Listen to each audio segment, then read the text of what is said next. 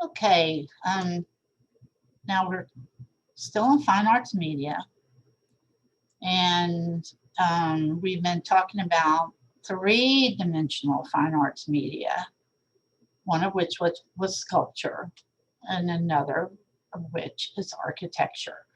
And this is part one of that chapter. So our buildings are dependent on a couple of things. One is the environment and the climate. If you live in a really hot climate, most likely, or at least in ancient times, most likely, your building structure is going to be made differently. And if you live in a really cold climate, it's going to be made differently. And then, so it's environment and climate, where you live, what the climate's like. And then technology, and these include methods and materials available to any given culture. So Alaska, parts of Alaska didn't have a lot of wood. The material that was available to the Inuits and other tribes was ice and snow. So you're gonna make a structure out of those because that's what you have available. In Mongolia, like for nomadic tribes that had herds of like goats or sheep, you're gonna make a structure out of a material that you have available so that the hair of these animals can be made into felt. So these yurts are made out of felt and wood. But we'll find out more about this as what kind of materials were available, what kind of technologies were available as we go through this brief history of architectural developments. So we're going to start out in Egypt, and we're going to talk about, initially we're going to talk about, the mastaba. The mastaba is an Arabic word that means bench. Who knows if they were called mastabas at the time they were built. This one is in Saqqara, and it's the first known one. It's from like about 3200 BC. And this was a place where, unlike a pyramid, this was a place where a non-royal dignity was buried. The materials that it was made out of were materials that were available. This wasn't quite such a desert at the time. There was wood, there were trees, and then there was clay or dirt that they made sun-dried bricks out of. The technology that was used is something that's known as load-bearing construction. And a lot of the structures that we look at the beginning of this chapter were made from load-bearing construction. So with load-bearing construction, the walls bear the weight of the roof. And because you're stacking stones or bricks, you can't keep them all the same width and depth as you stack up higher and higher, because if you do, they'll tumble over. So what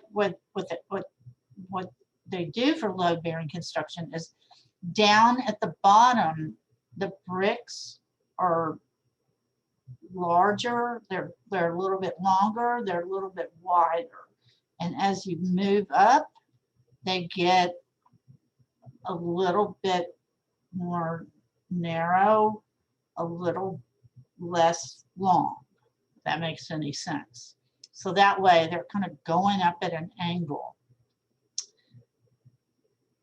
Both mastabas and pyramids employ basic load-bearing construction techniques. The mastaba is flat on the top, so it doesn't have a capstone like a pyramid does. This capstone keeps the structure even more stable.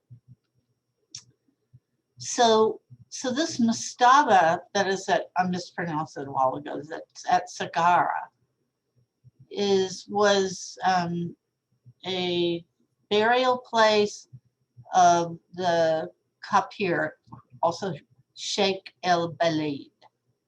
I have such a great accent here, right? No, wrong. So the material that this is made out of is wood. This is called a Ka statue, and it has rock crystal eyes. Ka statue. This is, Ka was one of your souls. People have 3 different souls. We'll find out more about them later. And the purpose of the Ka statue was so that you would have a permanent place for your Ka, your vital force, your spiritual twin, to live in through eternity.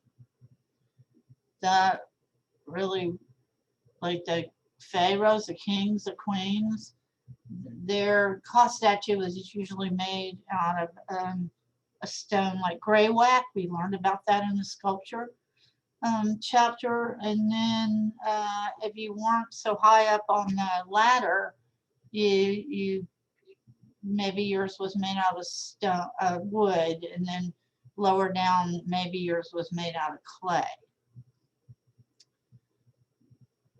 So I just want to say something else about this mastaba. So the mastaba, like there would be a shaft, and the sarcophagus, the coffin, was buried way down low in the shaft. Part of the reason why this was is because they didn't want somebody like robbing it. And I'll tell you why they didn't want somebody robbing the contents of the room that the sarcophagus was in. The reason is because when you died, you needed to be provided with like all the earthly things that you needed while you were alive. So they would make replicas of these things. And a lot of times, like the second somebody was buried, somebody was trying to rob that tomb.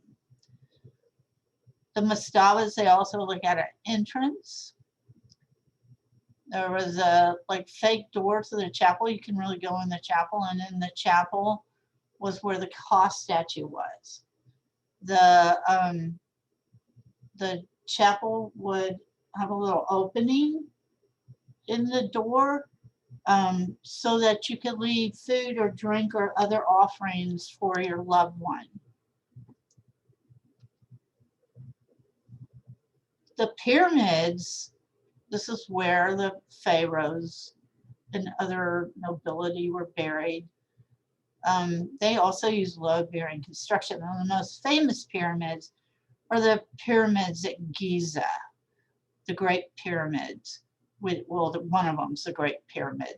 The others are just pyramids. These were built for a grandfather, a father, and a son. And that was Khufu, Khafre, and Menkaure. And they were pharaohs from about 2,550 to 2,490 BCE is estimated. The pyramids, they're pretty amazing feat. Their corners align almost exactly with north, south, east, and west. The Great Pyramid that was built for Khafre, I believe, is 481 feet tall. And the amazing thing about it was that once it was built, for the next 4,000 years or so, it was the tallest building in the world. The pyramids, when they're built, they are built to resemble the a mountain and also like the rays of the sun, because we'll find out that the pharaoh had to be able to ascend up, or one of his souls had to be able to ascend up that pyramid into the sky. The materials that these were made out of were limestone, granite, and sun-dried brick. They were at one time covered in granite, and that granite was like the sun reflected off of it. So when they originally were built, they must have been so impressive. Plus, everyone's totally impressed because these are these giant structures, the biggest structures around. Again, the construction was load bearing. We're down at the bottom. The bricks are wider and longer, and they gradually, incrementally get smaller as they move up. There's very little interior space inside of these. Same goes for the mastaba, because they hadn't built it. They didn't have the technology to or the materials to use materials that were more less heavy. Like the heavier the material you're using, the less likely, at least during this time, that you're going to be able to carve out big open spaces, because then the sides of the structure will collapse. Oh, we learned about that a little bit when we were studying light and color, and we talked about those Romanesque churches. So as I said before, that pyramid shape allowed the king to ascend into heaven. So first there's the Ka, that's their spiritual twin that follows you throughout life and then merges with you when you die. Then there's the Ba. The Ba is a winged creature. It travels between the living and the dead. It travels like it leaves in the morning, travels around the sun, comes back at night. So the Ba, like it was summed up all the living forces that made up your personality. As I mentioned before, the pharaohs, other noble people were buried in like a sarcophagus. The sarcophagus, a lot of times, it would be like the body, and then there would be like a smaller coffin, and then that would be inside of a bigger coffin, and that might be inside of a bigger coffin. So the sarcophagus was made from stone or wood or limestone. The Greeks believed that limestone decomposed bodies. This wasn't true. So they called it the sarcophagus, which meant flesh-eating stone. The Egyptians had like kind of nicer names for what it was. And please forgive me if I horribly mispronounce these. That was the Neb-Ankh. That's what it was. The sarcophagus was called. It was possessor of life. Or there was the Suet, which meant egg, or there was a Wetet, which meant to beget. So I mentioned this before, that when the people were buried in the pyramids or the mastabas, they needed to have everything that they had in life, that they needed in life. They had to have that as well, because if they didn't, then like in their death, then they would suffer. So in the pyramids, the few pyramids that have not been totally burglarized have been found, these little beautiful miniature models of things like, there would be a cattle stable with little miniature cows. There would be like a slaughterhouse. This is like granary scribes that are keeping accounts of everything. There would be little miniature boats and stuff. Like every single thing you would need would be buried with you. There's a museum in New York that has these amazing examples of them. So your third soul, which for the longest time regular people didn't get 3, but then later on they did.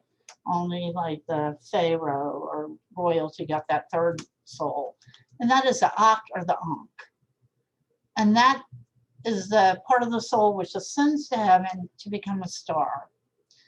But before you could go to heaven, you had to pass judgment before the god Osiris, and then there were like 42 other divine judges. So what they would do is they would take your heart and they would weigh it against this god named Mot's feather. And if your heart was either equal in weight to that feather or lighter than that feather, well, then you got to go up and be a star. But if your heart was heavier than that, you were cast into darkness, and your heart was devoured by a god known as Amut, which means the destroyer.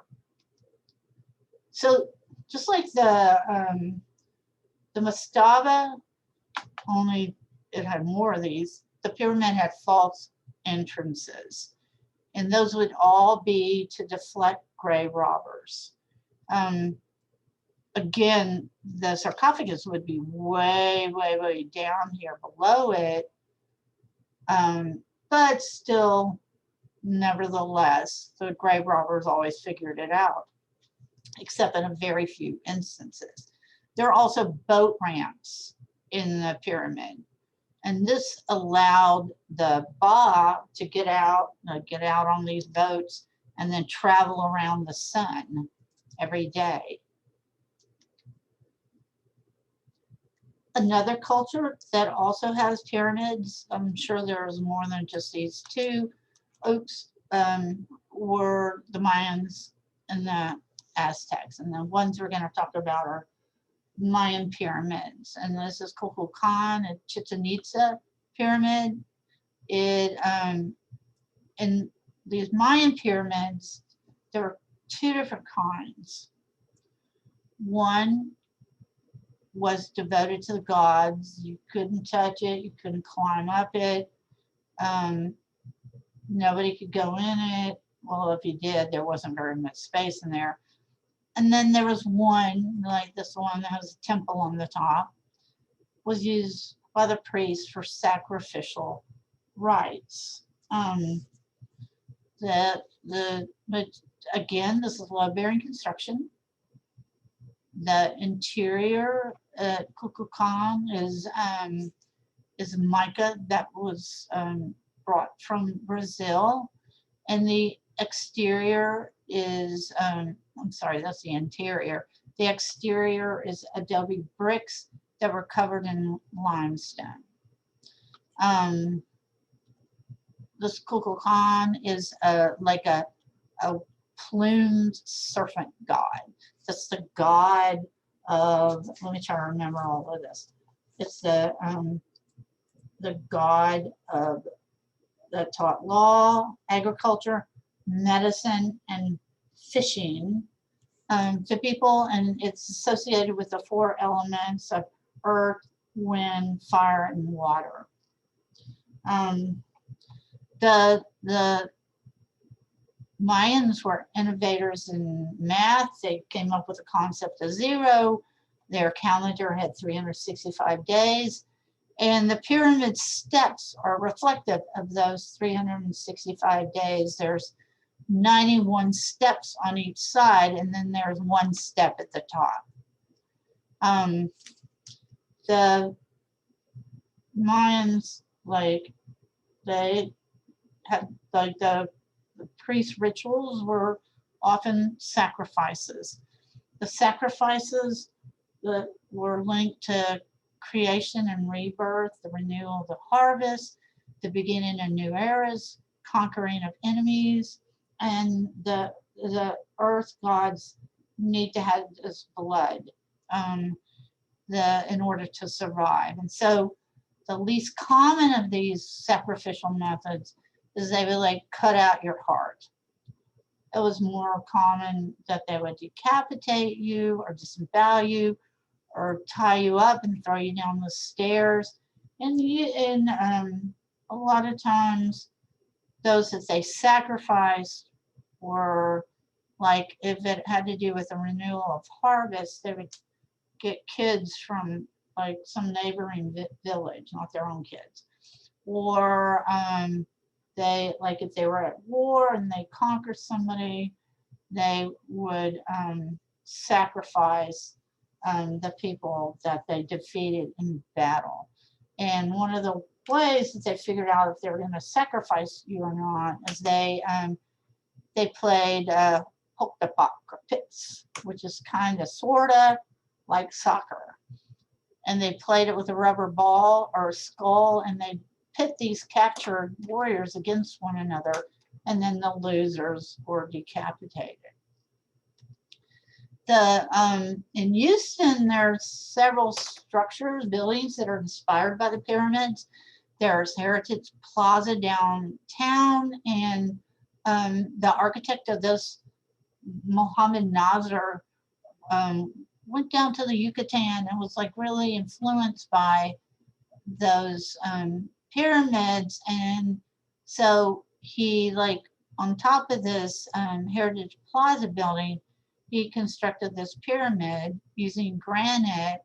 And this is a financial district, and so it's sort of like, maybe it's tongue-in-cheek of the sacrifices we, the common people, make to those in the who are, you know, like financial wizards or whatever, because they lose a lot of our money. There's also Unity Church in Southwest Houston as a pyramid, and then there's this Melchin sculpture next to Contemporary Art Museum, and it's called Manila Palm and an Oasis Secret, and the cracks in it represent the Nile River in the upper and lower Egypt. So then we're going to go to the Middle East, and the next structure we're going to talk about is called a ziggurat. The ziggurat was this was in Sumer, which is in eastern, where eastern Iraq is now. This is ancient Mesopotamia.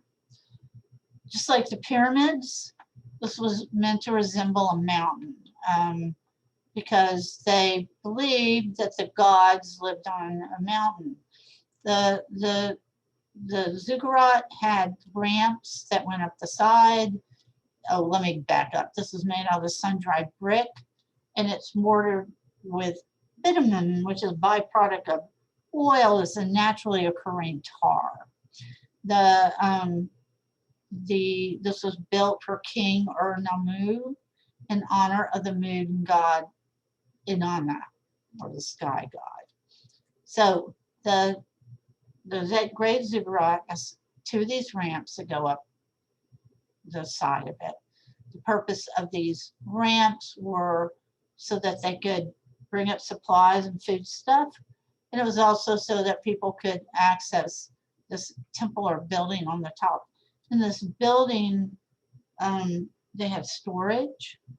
They had a place where they kept account of the supplies that were there, but also how they gave out those supplies. So it was like the beginning of accounting, more or less.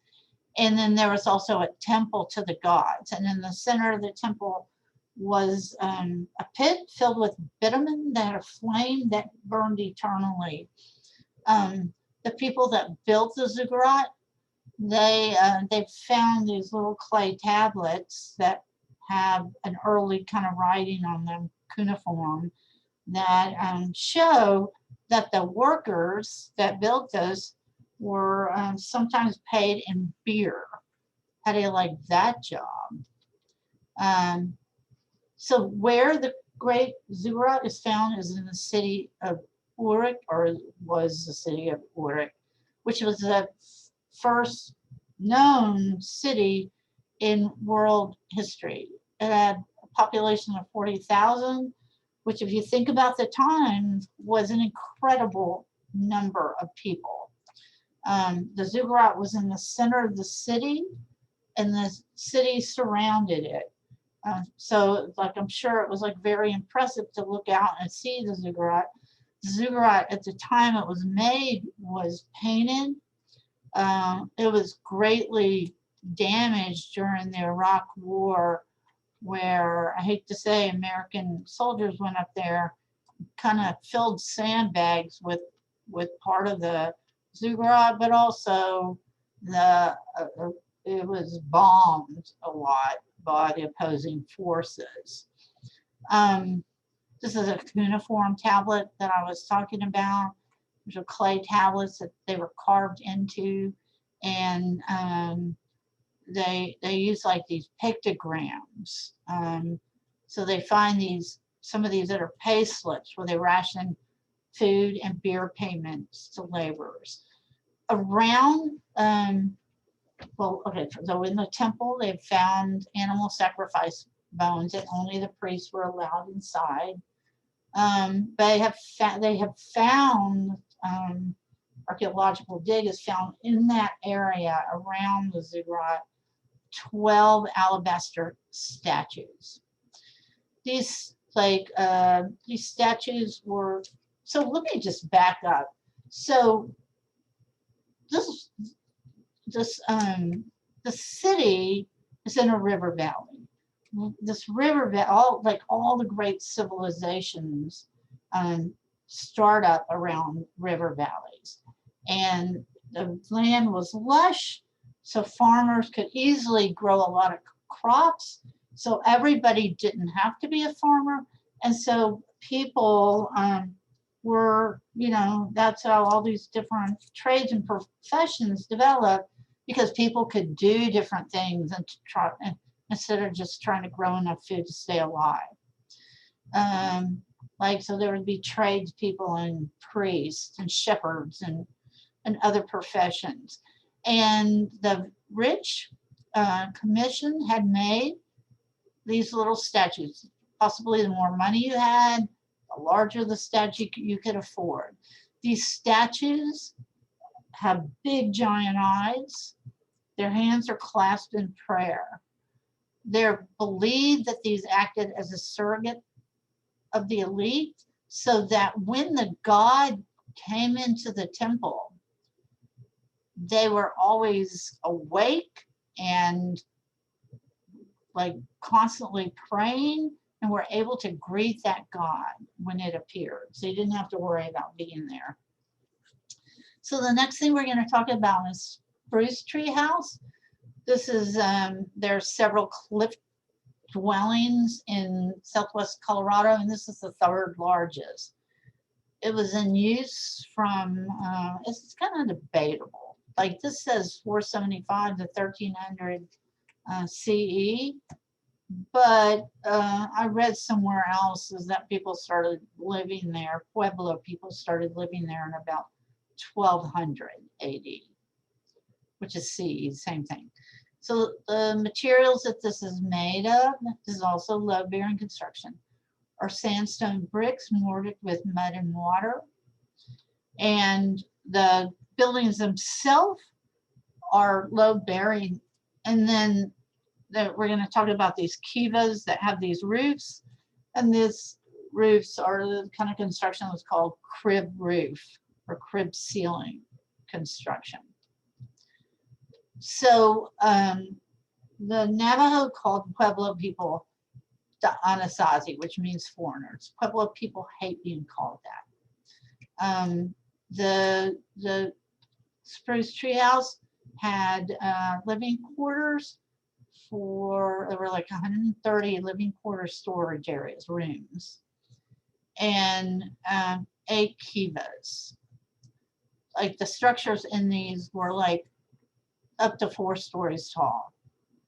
The kivas kind of go underground. They're still in the cliff, but they go under the area where the houses are. The kiva was like a ceremonial chamber. It means the world below. In it, it had, so there would be a ladder, and they could pull the ladder back in so nobody could get in there. This is made out of wood and stones and clay, and this is crib roof construction, which is using, I don't we don't have, you don't have to know about it because I don't quite understand how, what distinguishes it from other types of roof. The kiva like was used for men's secret rituals, which had to do with warfare, rainmaking, healing, and hunting, and some specific women rituals, which for women often had to do with food preparation for the men's sacred ceremonies. This is a kiva, and like in them there would be a fire pit, and then I didn't mention this before. This is a sipapu. Sipapu is a hole in the ground, which they believe that people originally emerged from, like when people first came on the earth. The homes or the buildings or the that are above ground in the cliff often had murals painted on them. For some reason, around the 1400s or so, maybe 1300s or so, they were completely abandoned, almost abandoned while people were in the act of preparing their meals and stuff. So everything just got left there. And we don't know exactly why. It could be because there was a drought and a famine, but I don't think people would like leave all their stuff if there was a famine. So there's people think maybe it's possibly a civil war, because in that area there's evidence of scalping, decapitation, face removal, like they would remove their faces, and cannibalism. The next thing we're going to talk about is Lion's Gate. This is in Mycenae, Greece. And so, I'm sorry, Mycenae is how you pronounce it. So Mycenae was this, on mainland Greece, was this big city on top of a small mountain. And it was the home of a citadel or fortress. Where it was positioned, you could look out, you could see for far distances in the valley below, and you could see if people were coming to attack you. The main building is built out of these large stones, also load-bearing construction. And the doorway is this Lion's Gate, is made of a different kind of construction technique known as post and lintel. These are the posts. This is the lintel. Most lintels are flat. This one's curved. Post and lintel allows for openings in walls. I'll talk about these Cyclopean stones in a minute. So Cyclopean masonry. The stones at Lion's Gate are so big that people were like, well, a regular person couldn't put them there. They must have been put there by a cyclops. So the cyclops is a one-eyed creature that, if you've ever read the Odyssey, and if you haven't, I really recommend it. I love that book. The cyclops, like when Odysseus and his men finally escaped, we saw Odysseus and his men hiding under sheep in another painting earlier in the semester. The Cyclops, who'd had its one eye gouged out, was angry and hurled these giant rocks at the boat. Luckily, he missed the boat. So above the post and lintel are two, it's like a monumental sculpture. This is the first known monumental sculpture in Greece. And it has on it what we think are two lions perched on two altars, or a single altar with a column in the middle. We're not 100% sure that these are lions because the heads are missing. It's speculated that they're lions. A lot of times what people would do, if like for like a fortress or a palace or something, You wanted people to know somebody powerful was there, and you wanted them to be scared to go in there. So a lot of times they would put creatures like lions or supernatural creatures like griffins or sphinxes at the entrance. So you'd be scared to go in. At this time, all over Europe and Eastern Europe and probably Russia and China, there were like lions roaming all over the place. We don't know 100% what they symbolize, but it could be power and wealth, it could be that they're meant to protect, they're to inspire fear, maybe, you know, because there's two, maybe it's the merging of two cultures. Well, nobody knows. One of the most famous structures that uses post-colonial construction is Stonehenge in Salisbury, England. So this was made in 3100 BC. The materials that it's made out of are there these 50-ton sarsen stones or limestone and 4-ton bluestones that are dolerite or also bluestone. They've recently found out that these were built by people from all over the British Isles. People came from Wales and Scotland and Ireland to build this structure. I'll tell you how we know this in a little bit. So this is, the thing about this is people in Great Britain didn't have the wheel at this time. They only had maybe cattle and horses, but these are so big, how do they get them across there? And you can go to National Geographic and find there's a video on how they believe they built them. Some people try to replicate it. Also, surrounding the site are they found 56 Aubrey holes. These Aubrey holes are where people were buried. Now, the stupid thing is some guy dug them up a long time ago and then kind of mixed up all the bones. So it's a little bit hard to figure out who's in what hole because they're all mixed up. One of these holes contained 47 bodies.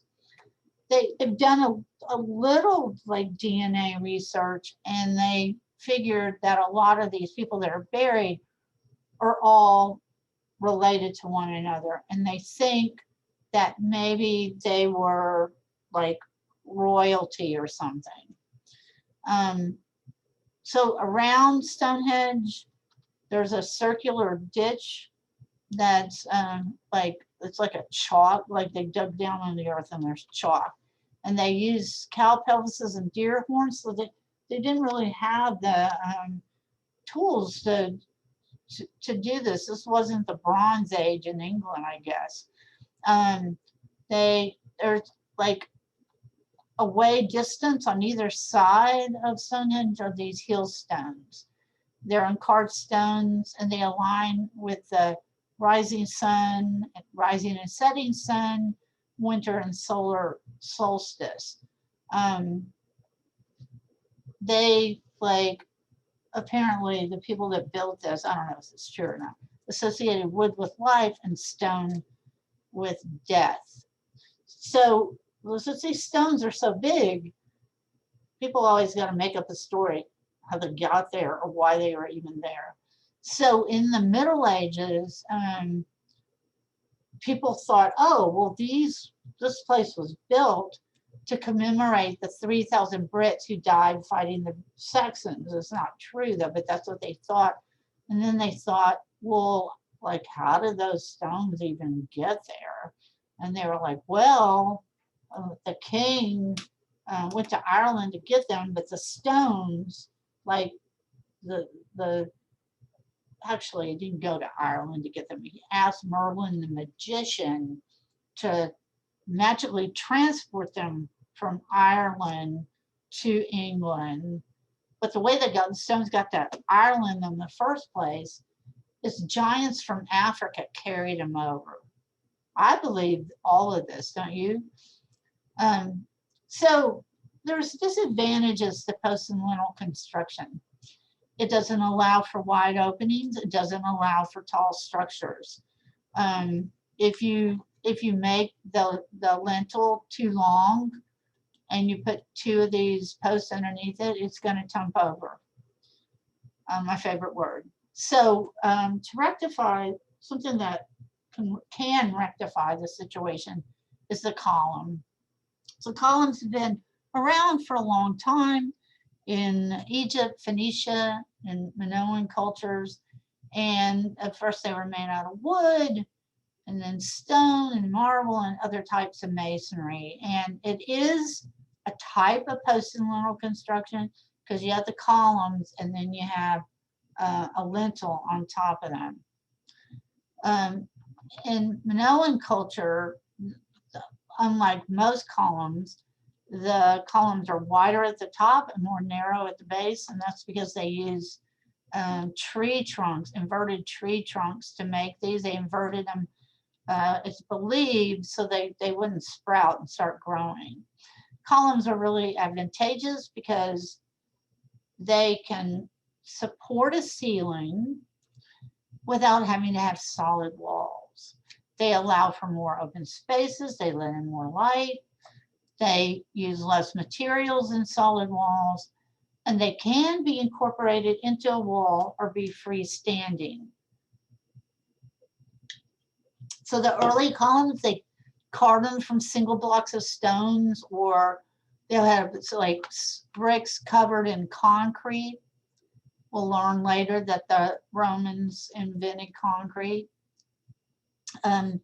They would stack these masonry cylinders and put a wooden pole in the middle of them, and that made them more, or stone wall, and that made them more structurally sound.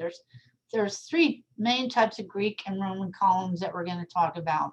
There's other kinds of columns, but these are the three we're going to talk about. So there's the Doric, the Ionic, and Corinthian.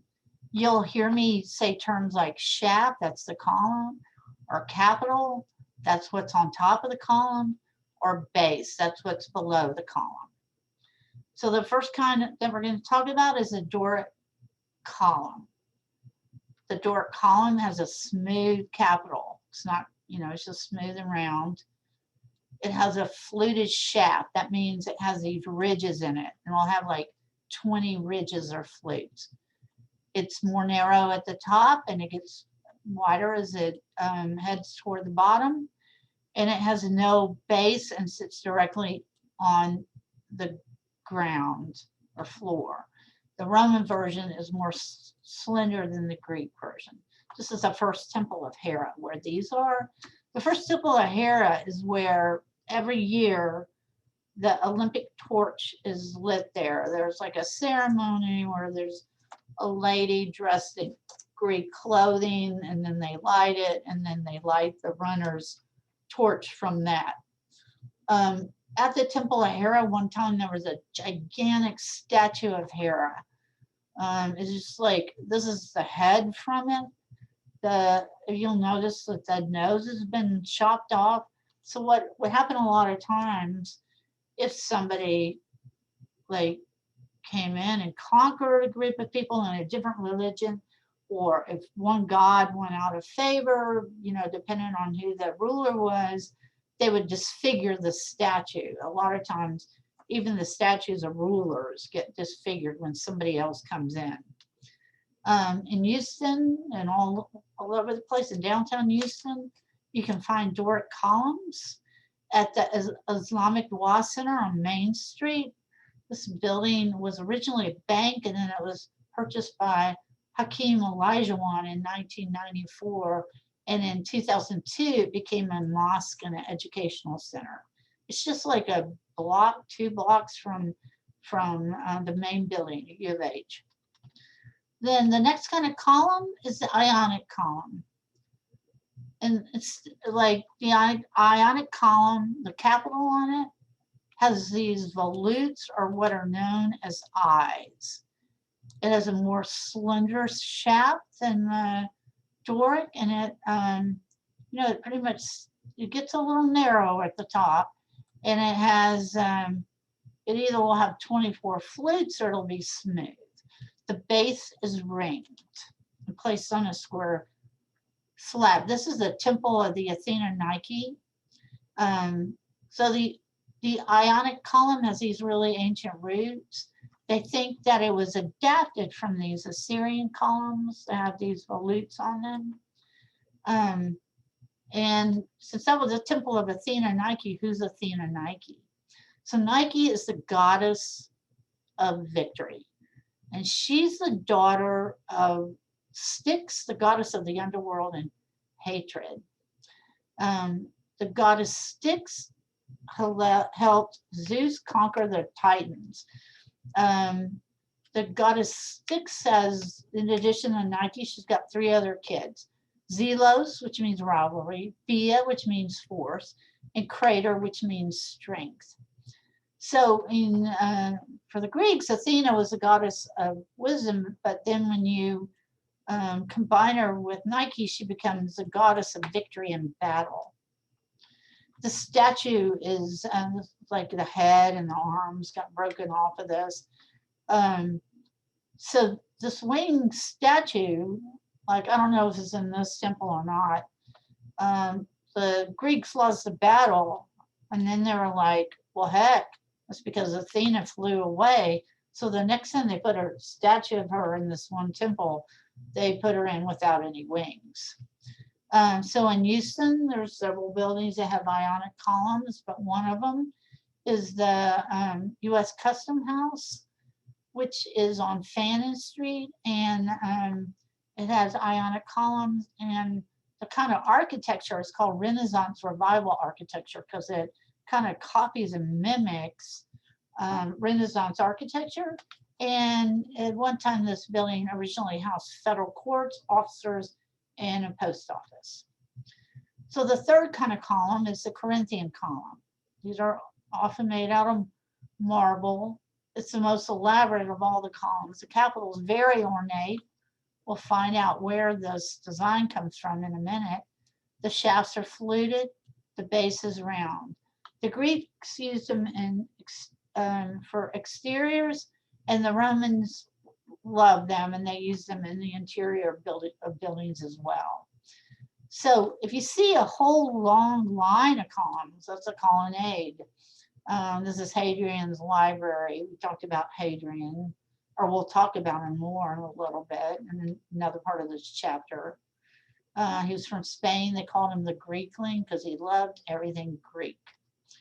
So the story about the capital of the Corinthian column is there was an architect and a sculptor named Callimachus. And he's always going around drawing, and he went to a cemetery. And in the cemetery, back then what the Greeks would do is they would have this kind of vase called a kalathos for fruit or wool. And a lot of times you could find these in cemeteries, and people would put in them like things that, like food or stuff that the deceased loved one liked in life. So he goes one day, and this is on the tomb of a young woman that died, and one day he saw like her nurse come in and put a bunch of food in there, but the calathos had been there so long, this acanthus plant had started growing around it, and Callimachus was like, oh, I love that. And then he took that design and he turned it into the capital of the Corinthian column. So in Houston, there's Corinthian columns. In downtown Houston, one place you can find them is at the Harris County Courthouse at 1301 Fannin. I'm naming all of this stuff because your last project this semester is going to be an architecture and a sculpture scavenger hunt. And that's the end of that chapter. Aren't you happy to hear that? Okay, see you for the second half of the chapter.